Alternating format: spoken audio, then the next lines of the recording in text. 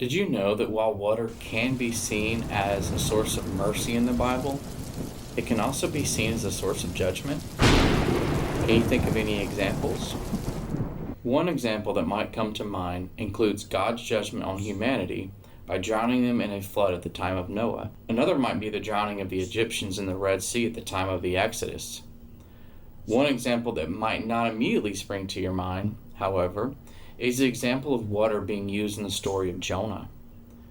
God had commanded Jonah to go to the great city of Nineveh and call out against it for their evil. Instead of obeying God, however, Jonah sought to flee from God's presence by boarding a ship going not to Nineveh, per God's instructions, but rather to the city of Tarshish.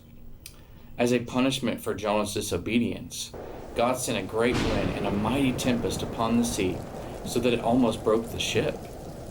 In seeking to save their lives, the men began calling out to their gods for help and deliverance. But when it was found out that it was the God of Jonah that was causing the calamity, as a result of Jonah's disobedience, Jonah himself recommended to the men that he be thrown overboard into the sea.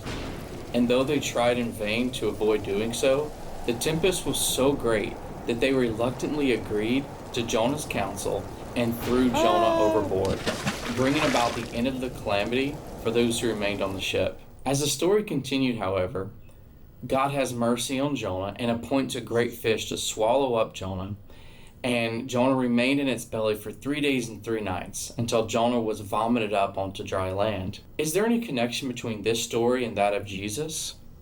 We do not have to look hard because Jesus himself draws the connection.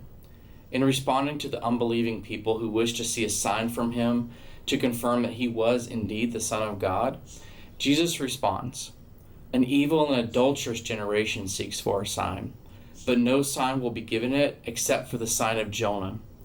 For just as Jonah was 3 days and 3 nights in the belly of the great fish, so will the Son of Man be 3 days and 3 nights in the heart of the earth." Thank you. The 3 days and 3 nights to which Jesus prophesies refers to the time between his death and his resurrection. But why would Jesus be punished by death? Wasn't he perfect and innocent? Yes. But instead of being thrown over the ship and into the waters of judgment for his own disobedience, he was being thrown into the waters of judgment for our disobedience, as our substitute. But instead of water, it was a cross.